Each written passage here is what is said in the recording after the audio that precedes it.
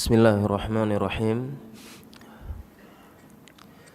Innal hamdalillah nahmaduhu wa nasta'inuhu wa nastaghfiruh wa na'udzu billahi min syururi anfusina wa min sayyiati a'malina. May yahdihillahu fala mudhillalah wa may yudlilhu fala hadiyalah. Asyhadu an la ilaha illallah wa asyhadu anna Muhammadan abduhu wa rasuluhu la nabiyya ba'd. Para jamaah kaum muslimin dan muslimat yang semoga dirahmati oleh Allah Subhanahu wa taala. Assalamualaikum warahmatullahi wabarakatuh. Alhamdulillah, segala puja dan puji kepada Allah Jalla Jalaluh. Salawat dan salam kepada suri teladan kita Nabi Muhammad sallallahu alaihi wasallam. Para jamaah kaum muslimin dan muslimat, alhamdulillah, insyaallah pada kesempatan subuh yang penuh berkah ini kita akan membahas dengan tema memahami psikologi karakter pasangan.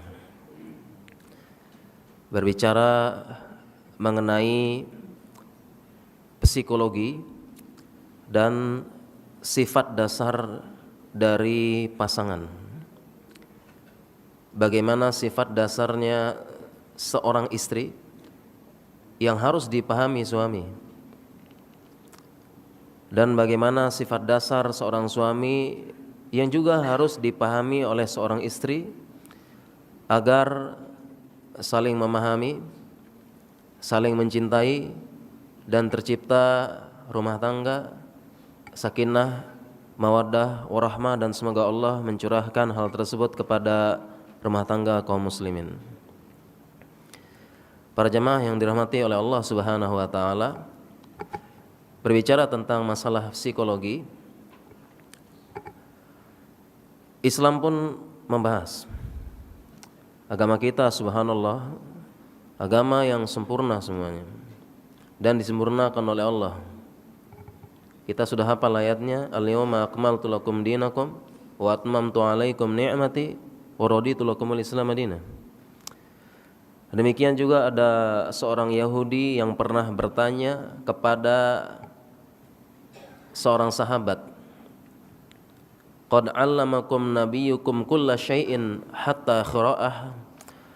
Apakah nabi kalian sudah mengajarkan tentang agama ini semuanya, sampai-sampai urusan buang air? Sahabat menjawab, ajal, iya, sudah lengkap agama ini. Ya, jadi ini seorang Yahudi nanya, tadi Yahudi tadi barusan saya dengar turun ayat, kemudian disebut potongan tadi. Jadi Yahudi saja hafal ya. Yahudi tadi bertanya kepada sahabat Salman, saya dengar turun ayat, al-yauma akmaltu lakum. Jadi dia hafal, subhanallah ya. Masa kita enggak hafal ya? Dia hafal, tanya, sudah diajar? Iya, sudah diajar semua. Sehingga termasuk ilmu psikologi juga diajarkan. Ada dalam buku-buku para ulama. Sebagian kita mungkin mempelajari ya, filosofi dan sebagainya, mempelajari dari filosof barat, filosof Cina, mengambil kata-kata indah dari mereka, padahal kata hikmah, kata bijaksana, padahal itu semua ada dalam Al-Quran, hadis, dan penjelasan para ulama. Terkait dengan psikologi juga, contohnya Nabi SAW tidak merubah sifat dasar manusia, tidak memaksakan merubah sifat dasar manusia. Rasulullah SAW tidak merubah sifat dasar Abu Bakar yang lembut. Beliau tidak memaksa mengubah sifat dasar Umar yang tegas. Beliau tidak memaksa mengubah sifat dasar Utsman yang pemalu. Tidak diubah, tetapi diarahkan. Ini Islam lengkap. Demikian juga dengan Psikologi tadi, psikologi dan karakter masing-masing pasangan. Yang sebenarnya ini ilmu yang harus diketahui. Karena mau tidak mau kita pasti menikah. Siapa yang tidak mau menikah kan? Yang sudah aja mau lagi gitu ya. Dan pasti akan membina rumah tangga. Bahkan sangat penting, karakter dasar ini ada dalam Islam. Kenapa sangat penting? Karena dengan memahami tadi akan rukun sakinah rumah tangga. Dan perlu kita ketahui, prestasi terbesar dari iblis adalah menghancurkan rumah tangga seorang kaum muslimin. Itu prestasi terbesar. Disebutkan dalam hadis, inna iblisa yadha'u arsyahu 'alal ma'. Iblis meletakkan singgasananya di atas air. Thumma ba'atha thurayah, kemudian dia utus pasukan-pasukannya. Dia utus pasukan ke sana, utus pasukan ke sini dengan pemimpinnya, dengan panglimanya. Fadana minhum manzilatan wa azamuhum fitnatan yaji'u ilaih. Yaji'u ahaduhum fayaqul. Kemudian iblis di atas singgasananya tersebut datang melapor kepada iblis, a'zamuhum fitnatan, yang paling besar fitnahnya. Fayajidu ahaduhum, datang ke singgasananya iblis melapor, qad fa'altu kadza wa kadza. Wahai iblis, aku telah melakukan ini dan ini. A'zamuhum fitnatan, paling besar. Manusia hancur, manusia telah rusak, manusia hilang moralnya, zina menyebar, aku halalkan zina, riba menyebar. Kemudian apa kata iblis? Ma sona'ta syai'an, engkau belum melakukan apa-apa, kembali. Kemudian datang lagi melapor, fayaji'u ahaduhum qad fa'altu kadza wa kadza. Datang lagi panglima ngelapor ke singgasananya iblis, ke iblis dalam singgasananya. Fa'altu kadza wa kadza. Wahai iblis, aku sudah melakukan ini dan ini. Hancur manusia. Aku melakukan tipu daya. Zina sudah dianggap biasa.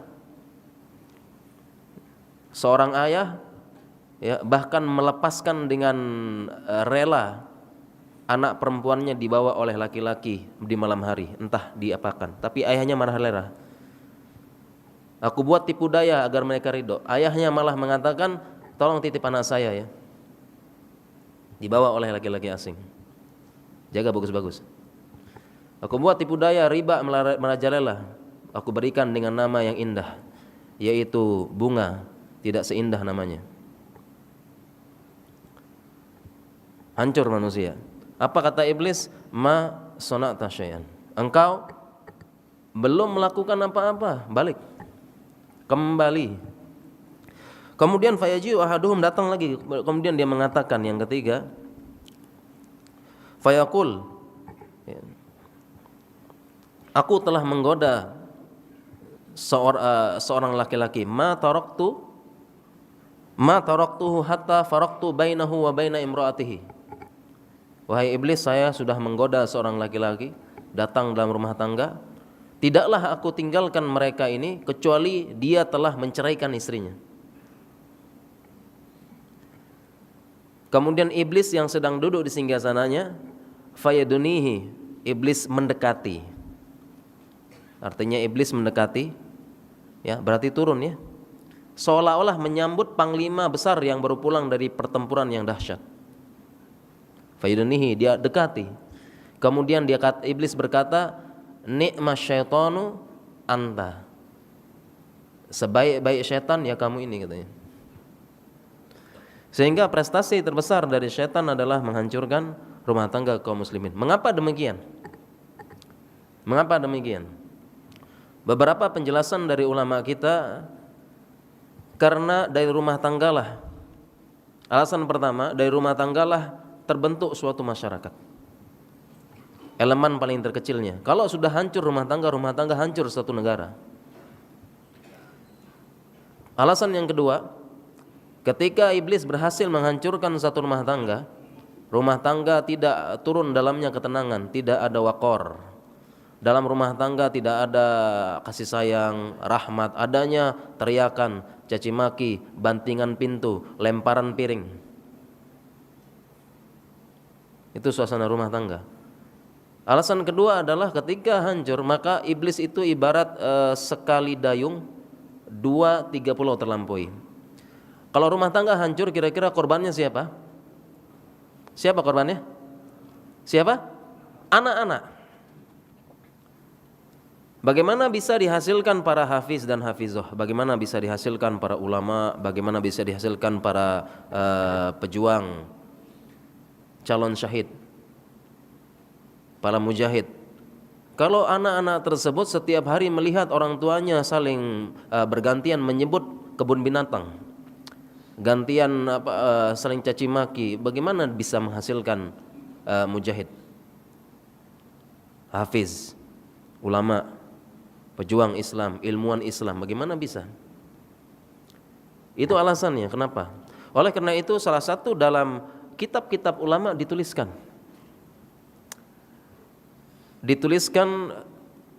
bagaimana fikih muamalah baina zaujain. Dituliskan bagaimana muamalah di antara kedua suami istri dalam kitab-kitab fikih. Insya Allah ada dalam bab fikih nikah, ada dalam bab nikah, ada itu muamalah baina zaujain, pasti ada. Di situ disebutkan sifat-sifat dasar.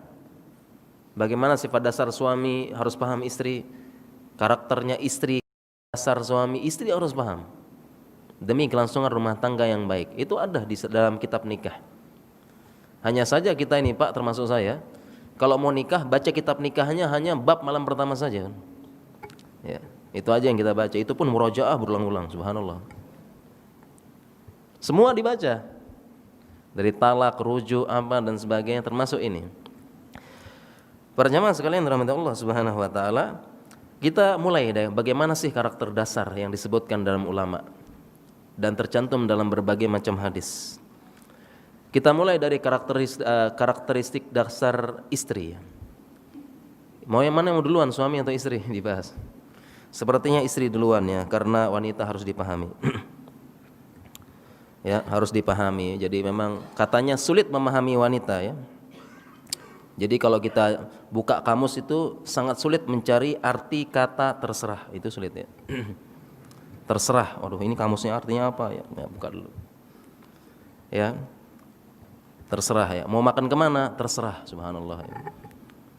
Ini lama sekali kita mencari tafsir terserah ini. Jadi harus dipahami memang. Ya, dipahami. Ya. Yang pertama disebutkan sifat dasar dari para istri yang suami harus memahami dan memaklumi. Demikian juga yang sebaliknya. Yang pertama, wanita itu perasaan yang mendominasi. Dalam hadis disebutkan bengkok. Innal mar'ata khuliqna minad di'l. Sesungguhnya perempuan diciptakan dari tulang rusuk yang bengkok. Lan tastaqima laka ala tariqatin. Kalian laki-laki tidak akan bisa meluruskan tulang yang bengkok ini. Tidak akan kalian bisa luruskan. Iza istamta biha wa fiha iwajun. Kalau engkau nikmati bengkok tersebut, ya, tidak berusaha engkau luruskan, nanti dia iwaj, bengkok terus selamanya. Wa in zahabta tuqimuha, kalau engkau coba luruskan, kasar taha, berarti patah. Wa qasruha talak, dan patahnya adalah talak. Kenapa bisa bengkok? Maksudnya apa bengkok? Maksudnya bengkok dijelaskan beberapa ulama karena perempuan ini nakisatu aklin wadinin, kurang akal dan agamanya alias perasaan mendominasi. Jadi kalau ada apa-apa, wanita memakai perasaan dan seringnya memikirkan sesuatu itu pakai perasaan, lebih mendahulukan perasaan daripada logika. Ini perempuan. Sehingga terkadang karena perasaan yang untuk suatu masalah ya, seringnya perasaan yang digunakan lebih dahulu daripada logika, sehingga kadang-kadang suami sulit memahami alur pemikirannya perempuan kadang-kadang. Seharusnya bagi suami memikirkan, oh solusi ini tinggal jalan lurus berapa meter sampai.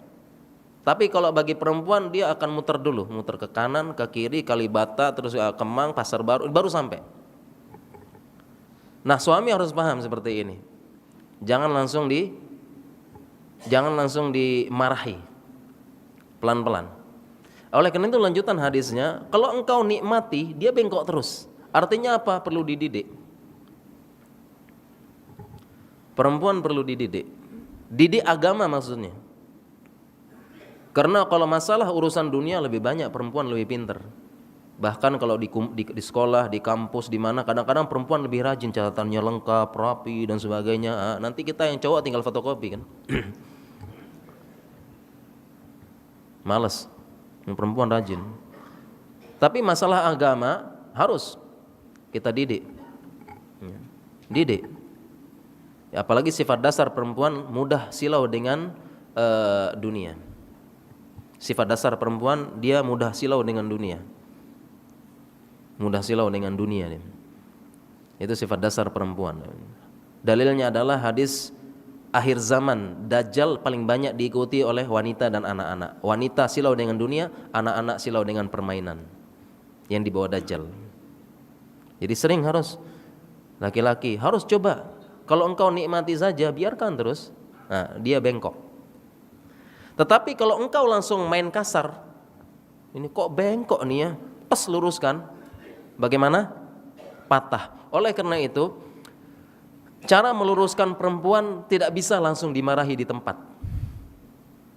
Patah nanti. Cara menasehati perempuan tidak bisa dimarahi. Cara menasehati istri tidak bisa dimarahin. Jangan langsung dibentak.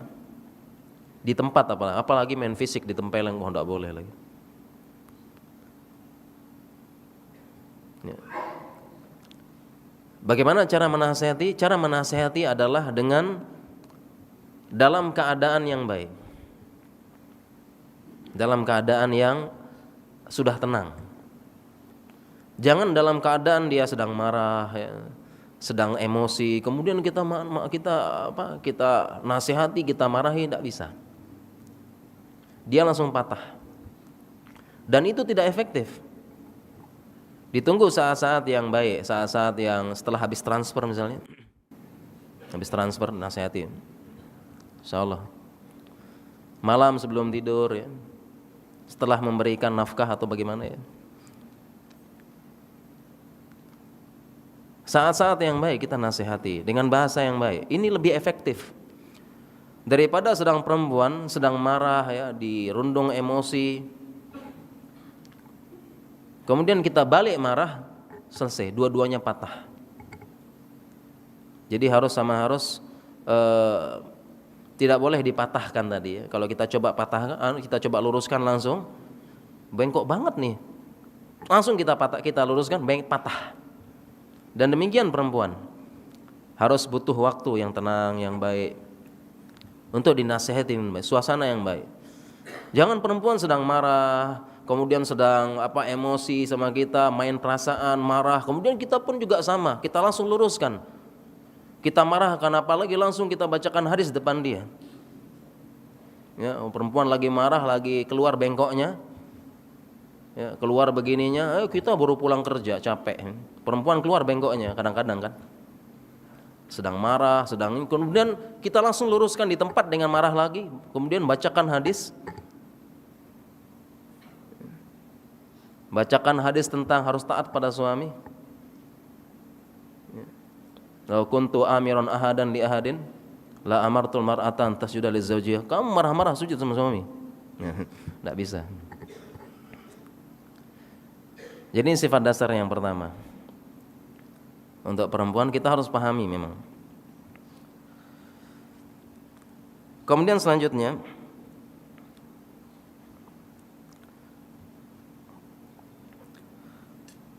perempuan masih tentang perasaannya yang mendominasi, yaitu sifat dasar perempuan ya, cemburu. Sifat dasar perempuan sangat mudah cemburu, sensitif. Dan sifat dasar perempuan lagi, apabila sudah cemburu, akalnya hilang. Dan para laki-laki, para suami harus memaklumi, benar-benar memaklumi. Jadi kalau ada istri cemburu, jangan marah sekalipun, kecuali kalau sudah di luar batas, sampai menuduh bapak abang selingkuh ya, padahal hanya hanya cemburu saja. Kalau perempuan cemburu, laki-laki harus memaklumi, jangan marah sedikit pun. Ya. Kait dengan nas-nas tentang cemburu, ahli tafsir At-Tabari mengatakan al-ghiratu musamahun lin-nisa fiha la uqubata alaihinna fiha lima julibna alaiha min dzalika. Yang namanya cemburunya perempuan, musamah, dimaafkan, harus kita kasih uzur. La uqubata, tidak ada hukuman bagi mereka, harus ada uzur. Dan kalau berlebihan, ya kalau agak, kecuali kalau sampai menuduh dan sebagainya ya, bahkan sampai tahap-tahap yang kita maafkan. Kenapa? Karena Aisyah mengatakan innal ghira'a la tubsiru asfalal wadi min a'laha. Yang namanya perempuan kalau sudah cemburu tidak bisa membedakan mana lembah gunung, mana atasnya, katanya Aisyah. Artinya kalau perempuan cemburu, hilang akalnya. Sehingga laki-laki suami harus memahami dan jangan marah sedikit pun. Tadi kan musamahun, dimaafkan. Dan kenapa kita marah? Dia cemburu karena cinta kepada kita kan? Atas dasar cinta. Kalau saya tidak cinta sama kamu, terserah, selingkuh sana. Tapi dengan dasar cinta. Ya. Dan perempuan ini subhanallah ya, memang gak mudah cemburu ya. Bahkan subhanallah punya insting kuat kalau suaminya cemburu. Seolah-olah dinding berbicara, kemudian detak jam juga berbisik, suamimu sedang selingkuh. Langsung cepat. Jadi harus dipahami. Kemudian terkait dengan perasaan tadi, perempuan diciptakan dengan perasaan ya. Insya Allah kalau para suami manggut-manggut ini, oh iya ya, benar ya, karena sudah merasakan ya. Terkait dengan perasaan tadi ya, masih tentang perasaan, ada satu hal yang belum kami sampaikan. Terkait dengan perasaan tadi ya, laki-laki para suami harus memahami perempuan itu mendominasi perasaannya. Kadang-kadang kita ada satu hal yang tidak bisa kita pahami dari perempuan karena dia memakai perasaan. Dan kenapa kita harus kita pahami itu kita harus pahami itu adalah karakter dasarnya perempuan, karena Allah sudah membagi. Laki-laki Allah berikan logika, dominasi logika untuk menghadapi kerasnya dunia di luar. Harus pakai logika. Kalau main perasaan nanti jadi mental kerupuk kan. Dikit-dikit langsung aduh sakit. Harus tegas, logika, jalan, mental. laki-laki. Sedangkan perempuan memang Allah ciptakan dominasi perasaannya. Dan laki-laki harus memahami perasaan tersebut Allah ciptakan mendominasi perempuan untuk apa? Untuk kuat menahan, merawat anak-anak kita. Dominasi perasaan Allah kasih ke perempuan. Karena kadang akalnya tertutup memang. Tapi dominasi perasaan ini agar mereka mendapatkan kekuatan dengan izin Allah untuk merawat anak-anak kita. Sekarang coba para bapak, para ayah, para ayah ya. Ini semacam challenge ya, tantangan. Sekarang kalau ada yang punya bayi ya, 1 tahun ya, 2 tahun, coba pegang bayi tersebut, gendong setengah jam. Kemudian ibunya pergi kemana? Ya. Sang ibu misalnya pergi belanja ke pasar yang dekat. Kemudian suami ditinggal di rumah ya, ada bayi kecil, ada anak-anak berapa, pegang coba. Kira-kira para suami kuat tidak 3 jam? 1 jam. Kuat tidak pegang anak tersebut? Kuat apa tidak? Kuat apa tidak para suami? Kalau saya akui saya tidak kuat. Tidak kuat saya duduk terus bilang, nak sini nak, jangan lari-lari, sini ajar pelan-pelan. Tidak kuat saya. Paling saya yang saya lakukan mungkin yang bayi ini gimana caranya biar cepat tidur. Kalau bisa saya bius ya. Kemudian anak ini kalau terlalu kencing sana saya gantung dulu, saya baca. Tidak kuat laki-laki menghadapi riuhnya anak-anak. Laki-laki tidur, ya tidur, kemudian bayinya nangis, bangun tengah malam 2 kali 3 kali bayi nangis, paling laki-laki mah tidur lagi cuek. Perempuan dengan perasaannya yang mendalam bangun, dengan kasih sayangnya dia bangun, ya. Kurang tidur. Laki-laki tidak bisa. Jadi itu Allah sudah bagi dan harus saling memahami. Jadi jangan laki-laki berpikir perempuan main perasaan aja, ini error gitu. Ya harus dipahami, sudah dibagi oleh Allah Subhanahu wa taala. Kita lanjutkan lagi sifat dasar yang perempuan. Tadi sudah giro, selanjutnya lagi sifat dasar yang perempuan. Para istri, sifat dasarnya adalah sangat mencintai dan sangat membanggakan suaminya. Sifat dasar para istri. Sifat dasar para istri, dia sangat sayang, sangat cinta sama suaminya.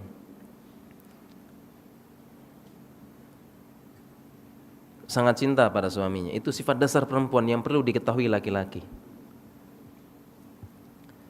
Karena yang namanya para ulama mengatakan para wanita tidak bisa membagi cinta. Cinta asmara. Sedangkan cinta kasih sayang dia mampu.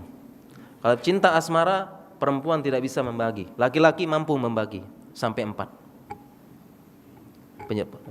Sehingga karena perempuan tidak bisa membagi cinta asmara, kemana lagi dia labuhkan cintanya? Kalau bukan kepada suaminya. Sehingga perempuan itu sangat cinta kepada suaminya dan sangat membanggakan suaminya. Perempuan sangat bahagia apabila suaminya bisa membanggakan dan dia pun bisa membanggakannya di depan para perempuan-perempuan yang lain.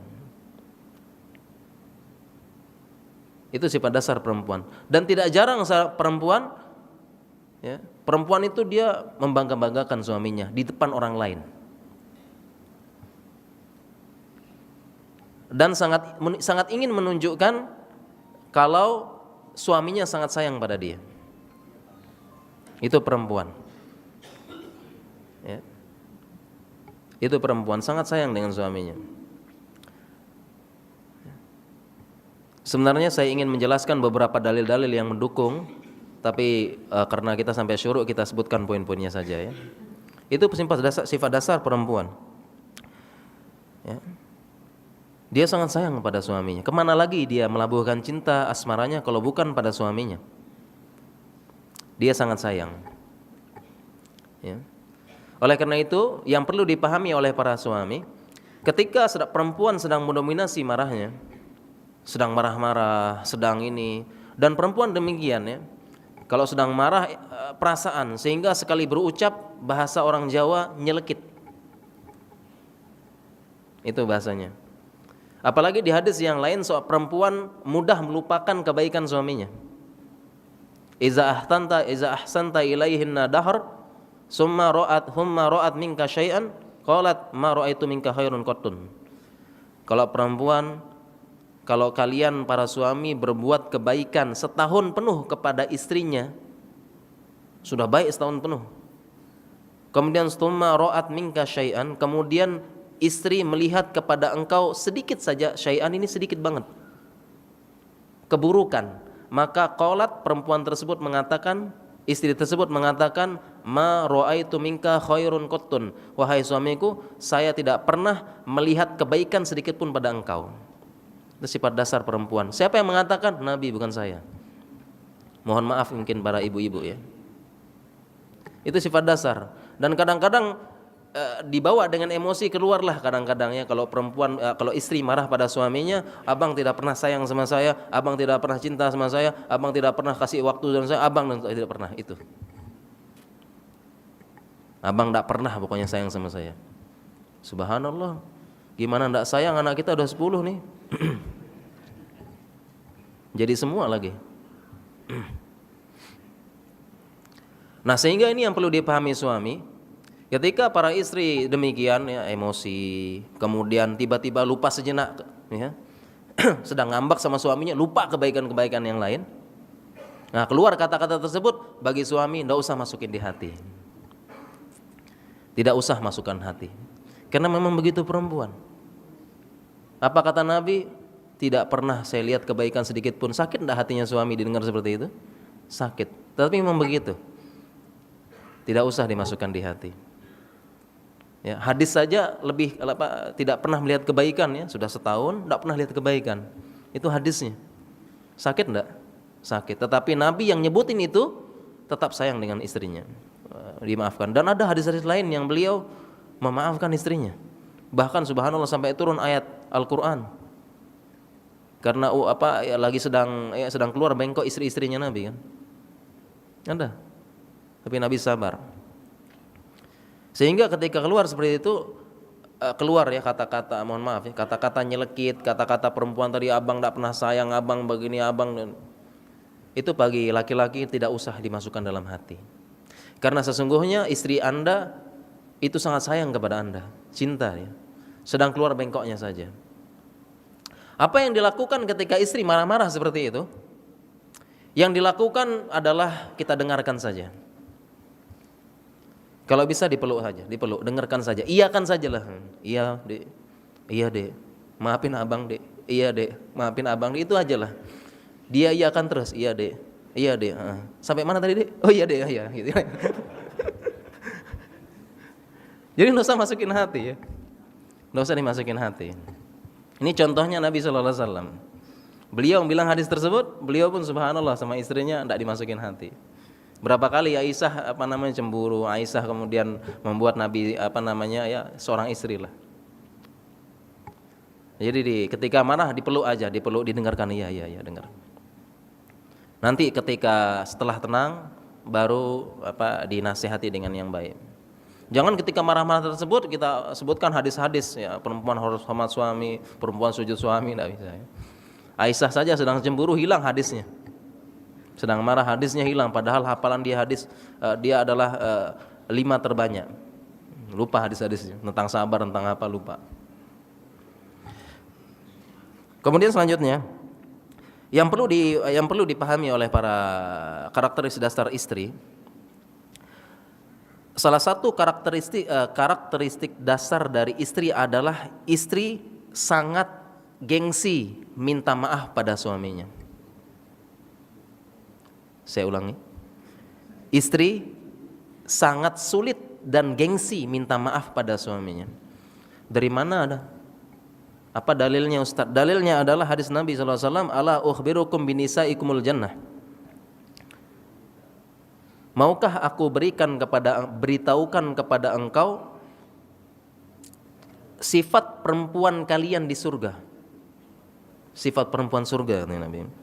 Katanya para sahabat, kulna bala ya Rasulullah. Oh tentu ya Rasulullah. Wadudun walut, perempuan yang penyayang ya. Jadi perempuan harus penyayang.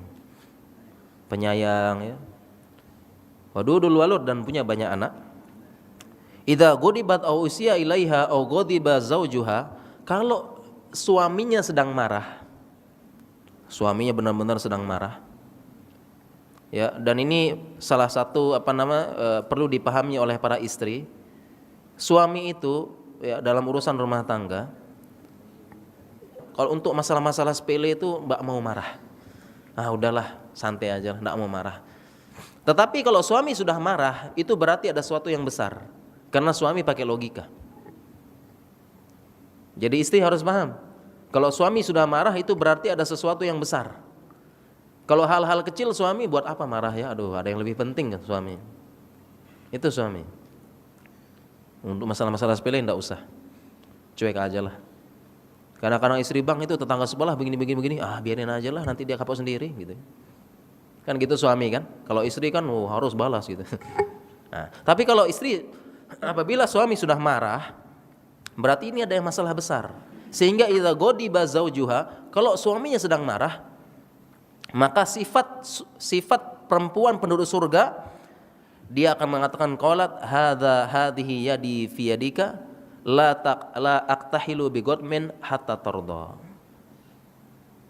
Sehingga ketika suaminya sedang marah, ciri perempuan penduduk surga adalah dia mengatakan kepada suaminya, hadhihi yadi fi yadika, suamiku, ini tanganku di atas tanganmu, saya tidak akan bisa tidur dengan tenang sampai engkau ridho.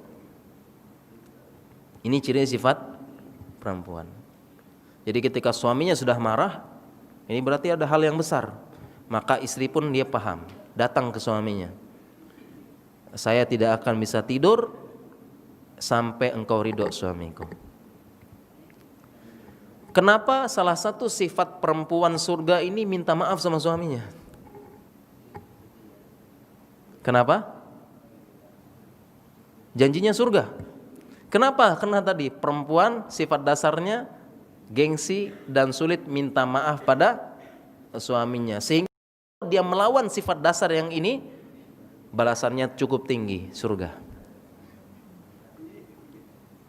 Jadi perempuan tadi sifat dasarnya gengsi minta maaf. Dia tahu salah tapi gengsi minta maaf.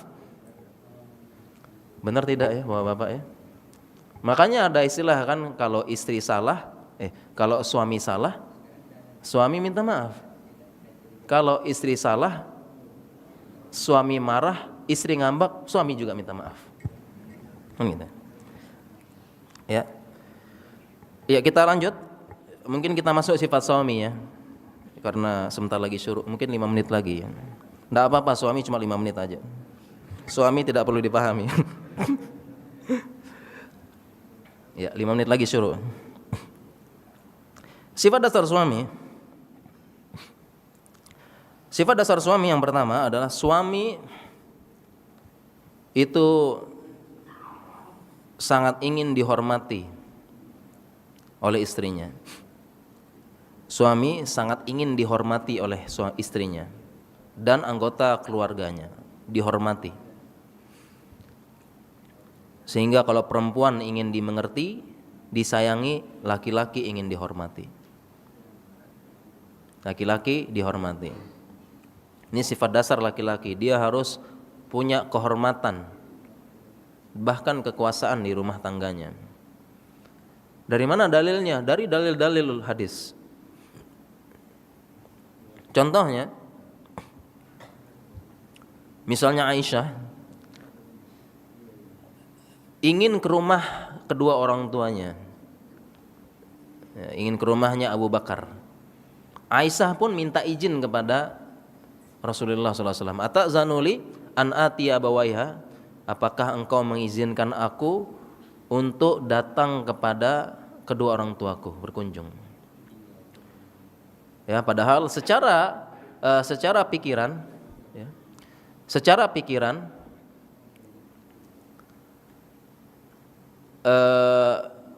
ini datang kepada orang tuanya, bukan datang ke orang tuanya. Dan zaman dulu enggak kayak kita ya, jauh sana ya, orang tua di mana? Sana di Cilengsi misalnya.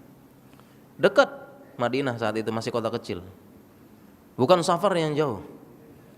dan datang kepada orang tuanya, itu pun harus minta izin. Diizinkan apa tidak, menunjukkan menghormati suaminya. Jadi kalau ke suami saja izin, apalagi mau ke mall, mau belanja gitu ya, harus izin. Ya, bahkan sebagian ulama mengatakan ke masjid saja izin, memberitahu untuk menghormati. Untuk menghormati. Contoh minta izin yang lain lagi, mau puasa. Perempuan mau puasa sunnah, izin lagi sama suaminya. La yahillu lil mar'ati an tasuma wa zawjuha syahidun illa bi'izni. Tidak boleh seorang perempuan puasa sedangkan suaminya ada di rumah kecuali izinnya, puasa sunnah. Minta izin. Maksudnya apa minta izin? Ini maksudnya menghormati. Menghormati. Jadi namanya laki-laki dihormati. Setinggi apapun pendidikan Anda wahai perempuan, Anda harus hormati suami Anda. Walaupun Anda S1, S2, S3 profesor, suami Anda mungkin tetap harus hormati. Jangan ada nada-nada merendahkan, jangan ada nada-nada tidak meminta suami, tidak ingin, tidak melibatkan suami. Dan yang namanya suami sangat tidak ingin pendapatnya ditentang habis, ditentang total. Ketika suami Anda mengatakan saya putuskan ini, hormati. Jangan ditentang. Selama tidak bertentangan dengan, selama keputusan suami tidak bertentangan dengan syariat.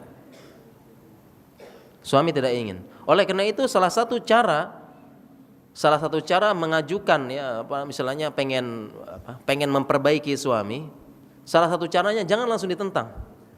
Abang salah abang nih. Ini langsung suami langsung harga dirinya jatuh. Ya apalagi salah dan sebagainya, tidak. Jadi harus diperbaiki dengan baik. Dengan bahasa bagaimana menghormati seseorang. Kalau sedang seriusnya gitu ya.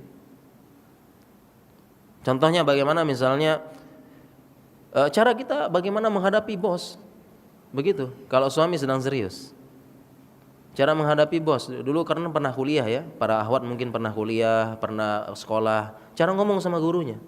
Cara ngomong dengan dosennya. Itu ketika suami sedang serius, sedang memutuskan suatu perkara. Dihormati. Caranya macam-macam caranya. Misalnya tidak sesuai ya, jangan langsung bilang ini tidak benar bang, salah bang. Ya bang, saya barusan membaca nih bang. Ini ada tulisan seperti ini. Kira-kira menurut abang gimana? Coba baca dulu. Nah, abangnya baca. Oh ya benar juga ya. Salah berarti saya. Oh gitu caranya. Jangan datang abang goblok nih lo buktinya bang. Ini buktinya ini. Ya, bukan begitu. Bang coba baca dulu gimana menurut abang nih. Nah gitu. Itu caranya karena suami ini dihormati, intinya itu dihormati. Dihormati. Dan ini saya mohon maaf. Ya kadang-kadang ya dengan kerasnya kehidupan dunia, kadang-kadang harus tuntutan dunia yang keras menuntut perempuan juga harus kerja juga. Dan tidak jarang perempuan pendapatannya lebih tinggi daripada suaminya. Dari sini mohon maaf ya, kita tidak mengeneralisir, kadang-kadang ada kasus sehingga penghormatan istri terhadap suami berkurang, jatuh harga diri suami, dan terjadilah apa yang terjadi. Jadi para istri harus paham. Kemudian sifat dasar selanjutnya ini yang terakhir ya, sudah syuruk karena hari ini mungkin hari libur ya, banyak tugas, banyak ini. Sifat dasar suami ini sebagaimana yang disebutkan oleh orang-orang dahulu. Ya. Oleh orang-orang dahulu ya. Katanya suami ya, mohon maaf ya, katanya orang dulu ada dapur, sumur, apa satu lagi? Kasur. Memang benar. Nasihat bijak orang dulu kita. Nasihat bijak dari orang-orang dahulu memang benar. Terutama kasur. Sifat dasar laki-laki yang harus dipahami oleh perempuan. Ketika suami ya mengajak istrinya atau sedang butuh, maka para istri apapun keadaannya segera tunaikan. Sebisa mungkin. Segera penuhi. Sebisa mungkin. Walaupun dia sedang tidak dia juga sedang tidak ingin penuhi. Walaupun dia sedang agak sedikit sakit, ya, sekedar sakit ringan gitulah ya. Kalau bisa penuhi. Walaupun dia sedang malas, mandi lagi. Penuhi. Sifat dasar laki-laki yang harus diketahui perempuan. Penuhi bagaimanapun juga wahai para istri, apapun keadaannya, dengan nas-nas dalil. Bahkan kan sampai ada ancamannya kencang kan? Ancaman yang kuat.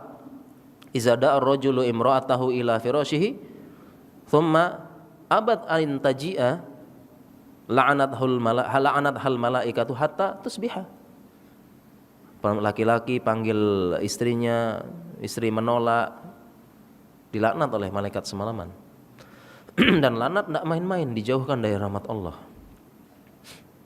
Di riwayat yang lain, walau ala tanur, walaupun perempuannya sedang masak, segera penuhi suaminya. Ini ungkapan menunjukkan pentingnya. Aslinya perempuan sedang masak, sedang begini-begini, suami panggil tinggalkan. Walaupun gosong, walaupun apa, tetap itu artinya ungkapan segera. Di riwayat yang lain, walau ala dabbah, walaupun perempuan sedang naik, siap-siap, sedang naik kendaraan. Kita tahu kan perempuan kalau akan berpergian itu kan persiapannya luar biasa lama ya. Ya enggak? Kadang-kadang acara kondangan 1 jam, persiapan 5 jam gitu kan. Macam-macam. Sudah di atas dabbah ini udah siap-siap, di atas mobil siap-siap. Udah mandi, udah make up, udah gitu ya. Jadi jangan make up ya. Dipanggil sama suaminya, pergi. Tuntut ini. Walaupun dia sudah bagus ini ya, mandi lagi apalagi dandan lagi, tetap panggil suami ikut. Dalam hadis. Ya. Ini dan mohon maaf ya. Kita dapati masih ada perempuan kaum muslimin belum paham ini. Kita dapati masih ada. Suaminya memanggil macam-macam alasannya. Subhanallah, harus segera. Itu para istri. Bahkan ada yang curhat istrinya nih enggak maulah, capek lah alasannya, penuhi. Kenapa demikian? Karena tadi sifat dasarnya laki-laki ya tadi. Itu akalnya hilang kalau nafsu sedang memuncak. Makanya fitnahnya wanita disebutkan azhaba ma raaitu min nakisatin aklin wa dinin adhaba li lubbi rajuli hadimin mi ihdakun. Bisa menghilangkan lub, akal sehatnya laki-laki yang hazim, yang kokoh sekalipun, sudah ngaji, ikhwan senior hilang. Ya, hilang. Karena kalian perempuan. Ya laki-laki, tadi kita sudah dapat poinnya, kalau laki-laki sedang, mohon maaf ya, sedang nafsunya memuncak, akal sehatnya hilang, perkosa orang ini dan sebagainya, ya dia selingkuh, enggak tahu, rumah tangga hancur, hilang pokoknya. Laki-laki akal sehatnya hilang ketika nafsu memuncak, perempuan akal sehatnya hilang ketika cemburu. Para jamaah sekalian, mungkin demikian yang bisa kami sampaikan. Kapan-kapan kita lanjutkan. Ya, mungkin hanya ini materi yang bisa kami sampaikan. Kurang lebihnya saya mohon maaf kalau ada yang mungkin ada yang tersinggung ya, mohon maaf ya. Kemudian ada salah-salah kata, saya mohon maaf. Kita cukupkan. Ada pertanyaan tidak? Kita buka pertanyaan. Silahkan mungkin kalau ada yang bertanya terkait dengan talak. Talak ketika istri mungkin ya memancing emosi suami ya. Apalagi istri ini kadang-kadang tadi ya emosinya main perasaan ya, dikit-dikit kalau jantan bang ceraikan aku bang gitu ya. Bang kalau jantan ceraikan aku kan gitu ya. Terkadang suami pun kepancing emosinya. Bahkan marah, kemudian dia katakan, iya saya ceraikan kamu. Saya ceraikan kamu. Terkait dengan kalau istri talak hanya di tangan suami ya. Istri tidak teranggap ya. Itulah hikmahnya Islam, kenapa talak di tangan suami. Kalau talak di tangan istri mungkin berapa hari cerai sudah mungkin. Ya karena tadi main perasaan. Nah itu hebatnya Islam ini, sempurnanya ajaran Islam. Talak hanya suami, jadi biarkan istri mengatakan, abang saya talak-talak, tidak jatuh. Jadi tangan suami. Nah ketika suami talak dalam keadaan marah, Ini ada pendapat ulama dirinci. Kalau marahnya mustaghraq, marahnya sampai menutup akal, tidak jatuh talak. Karena dikiaskan dengan hal-hal yang lain. Hal-hal yang ketika orang yang tidak sadar. Jadi fatwanya Syekh bin Baz dan beberapa yang lain, kalau marah sampai yang menutup akal itu tidak jatuh talak. Ya, sampai menutup akal ya. Kalau dia sampai menutup akal, ya ini tidak jatuh talak. Tapi ini jarang. Jarang karena laki-laki itu masih bisa ngontrol biasanya emosinya. Oleh karena itu laki-laki memang harus mengontrol ya, jangan dikit-dikit juga, jangan ikut-ikutan seperti perempuan pakai perasaan juga, tenang. Tenang, santai, sabar gitu. Ya, dan memang laki-laki dalam rumah tangga dialah yang dituntut untuk lebih tenang. Laki-laki yang dituntut lebih tenang. Ya, jadi tadi rinciannya kalau dia sampai menutup akal tidak jatuh talak. Tapi kalau selain itu jatuh talak. Bahkan dalam keadaan bercanda pun jatuh talak. Salasun jidduhun najid wa hazluhun najid. At-talaq, an-nikah, at-talaq wal itq. Ada 3 yang seriusnya dianggap serius. Main-mainnya dianggap serius. Nikah, talak, sama memerdekakan budak. Jadi hati-hati, ini dalam rangka menahan zatuz zari'ah supaya laki-laki juga tidak main-main. Pernah ada kasus kisah nyata, ada diceritain oleh seorang ustadz, ada baru nikah. Suami istrimu mana? Ada di sana, barusan saya talak katanya, sambil ketawa-ketawa, jatuh talak 1. Jatuh talak 1 dalam Islam. Karena hazluhun najid, karena main-mainnya dianggap serius dalam agama. Demikian Pak. Ya. Ada pertanyaan lagi? Alhamdulillah baru berapa bulan ini saya menikah. Alhamdulillah ya. Sudah menyempurnakan setengah keislaman. Mohon nasihat terbaik untuk kami agar menjadi keluarga sakinah mawaddah warahmah. Nasihat yang paling bagus adalah menuntut ilmu, belajar berarti kan.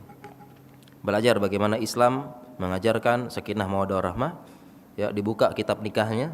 Ya, kalau sebelumnya tadi adab malam pertama aja tadi ya, sekarang dibuka. Muamalah bainaz zaujain dibuka. Sifat dasar bagaimana ini itu dijelaskan oleh para ulama. Dijelaskan oleh para ulama dan semoga yang bertanya ini diberikan sakinah mawaddah warahmah. Ada titipan pertanyaan, apakah boleh saya sebagai istri meminta hak kepada suami untuk tinggal terpisah dengan orang tuanya? Berarti tidak suka pondok mertua indah ya. Ya. Ternyata tidak indah pondoknya. Jadi ini pertanyaannya tinggal sama mertua. Saya sering berdebat dan ada rasa kesal karena kata-kata yang sering diucapkan oleh ibu mertua saya. Namun saya kasihan karena kondisi mertua sedang sakit, sedangkan ibu mertua tidak mengizinkan kami pindah untuk mengontrak. Adakah jalan keluar? Istri bukan meminta, tetapi mengusulkan kepada suami. Kalau suami memutuskan tetap tinggal dengan orang tuanya, istri harus patuh. Istri harus patuh. Jadi dia hanya bisa mengusulkan kepada suaminya. Tapi suaminya bilang tidak, saya tinggal dengan orang tua saya jaga. Istri harus patuh. Masalahnya adalah bagaimana dengan muamalah dengan ibu mertuanya. Memang ini demikian. Ya, di mana-mana demikian antara istri dengan ibu mertua, di mana-mana, bukan hanya umat Islam, umat lain-lain juga. Ini masalah dunia ini, general. Ya, konspirasi dunia, enggak ya. Ini masalah dunia, bukan hanya Islam saja. Kenapa? Memang secara psikologi demikian. Seorang ibu merawat anak kecilnya, pahlawan kecilnya, jadi orang besar, tiba-tiba diambil oleh kamu perempuan. Dari mana? Kamu ambil anak laki-laki saya. Gara-gara kamu, nikah sama kamu, dia sudah tidak pernah nelfon saya lagi. Tidak pernah begini lagi. Sekarang dia makan sepiring berdua sama engkau, saya cuma melihat sendiri. Ini masalah general ya, psikologi. Ternyata mertua juga cemburu. Di mana-mana, sehingga apa yang terjadi? Karena menumpuk sehingga kesalahan kecil istri jadi besar di mata ibu mertua. Hanya salah menaruh letak piring, marah mertua. Ya. Marah mertua. Ini istri kayak apa kayak gini, taruh piring aja enggak becus. Marah mertua. Emang begitu. Jadi solusinya adalah mungkin bukan pindah, apalagi mertuanya sedang sakit. Solusinya adalah jadi bagaimana istri ini dengan mertuanya, memang mau tidak mau istri harus banyak mengalah. Ibaratnya istri yang pertama ini adalah istri kedua dari mertuanya. Jadi harus banyak-banyak mengalah dia.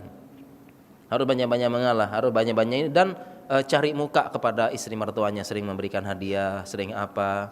Dan insya Allah banyak cerita yang sudah demikian, dia rukun akhirnya, baik, saling mendukung. Jadi istri yang pertama ini, istri ini ya, ini ibaratnya sedang mengambil anak laki-laki orang gitu ya. Jadi dia harus banyak mengalah, harus cari perhatian dan sebagainya.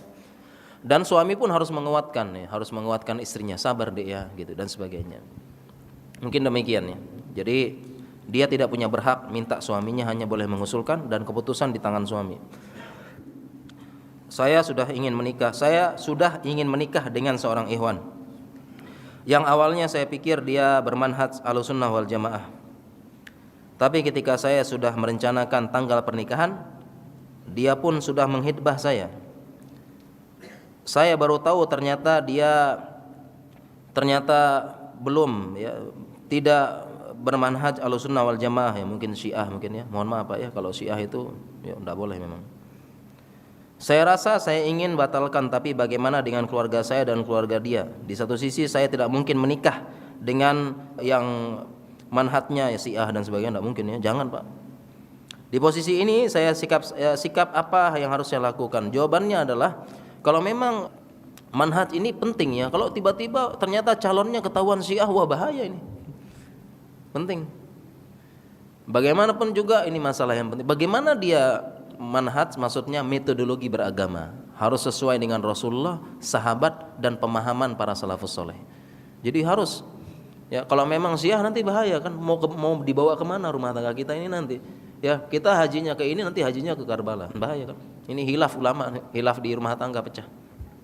Mau ndak mau harus manhaj Ahlussunnah wal Jamaah ya. Bagaimana dengan keluarga yang lain? Dijelaskan bagus-bagus, jelaskan bagus-bagus, begini, asalkan informasinya yang benar ya, informasi yang benar ya. Artinya informasi tentang ikhwan tersebut Syiah harus benar-benar didapatkan, jangan-jangan hanya kabar angin atau hanya dari kabar-kabar orang yang sakit hati dan sebagainya.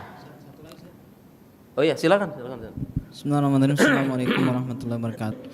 Barakallahu fiik, jazakumullahu khairan atas materinya dan waktunya. Saat ini kita sudah mendapatkan beberapa masalah berkaitan dengan suami yang memberikan pinjaman kepada istrinya. Gimana Ustaz? Jazakallahu khairan. Iya, suami memberikan pinjaman kepada istrinya. Ya. Sebenarnya suami dia harus menafkahkan istrinya. Tanggung jawab. Dalam Islam jelas, harta istri, harta suami ada hak istri. Sehingga jelas dalam rumah tangga Islam jelas. Tidak perlu setelah misalnya wal iyazubillah misalnya cerai, tidak perlu bagi harta gono gini, kan sudah jelas dalam Islam. Harta istri, harta suami, ada hak istri di situ. Bagaimana dengan suami yang meminjamkan pada istrinya? Kita lihat istri minjamnya buat apa sama suaminya? Untuk kebutuhan apa? Kalau untuk kebutuhan baju, kebutuhan ini, itu tidak perlu dipinjam, wajib istri, suami memberikan. Ya. Antut'imuha bima at'amta, bima tu'imta, engkau kasih makan apa yang engkau makan. Ya, kasai tahu bima, dan engkau memberikan pakaian dengan apa yang engkau berpakaian. Jadi apa maksud hadis ini? Maksudnya adalah untuk kebutuhan primer. Kalau suami makannya enak, istri harus makan enak. Gitu kaidah memberikan nafkah. Kalau suami pakaiannya bagus-bagus, istri juga harus bagus-bagus. Sebagaimana engkau beri makan, sebagaimana yang engkau makan, engkau kasih pakaian, sebagaimana engkau pakaian, itu semua kebutuhan primer. Kebutuhan primer.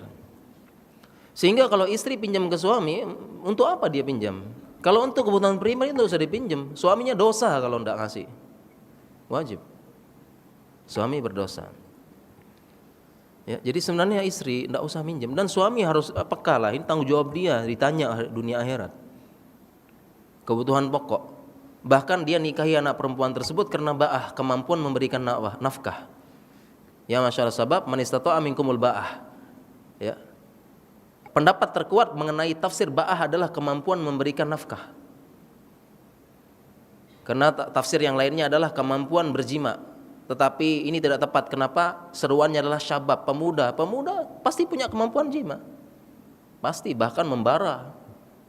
Nah, sehingga ba'ah ini kemampuan berikan nafkah harus. Tadi sehingga dirinci, kalau istri minjamnya untuk apa? Kalau minjamnya untuk bisnis bisa mungkin. Untuk bisnis. Untuk bisnis. Tapi kalau untuk kebutuhan pokoknya tidak. Mungkin demikian rinciannya. Demikian para jamaah sekalian, sudah 1 jam lebih. Mohon maaf waktunya lebih. Kita akhiri, mudah-mudahan bermanfaat. Subhanakallahumma bihamdika asyhadu an la ilaha illa anta astaghfiruka wa atubu ilaik. Assalamualaikum warahmatullahi wabarakatuh.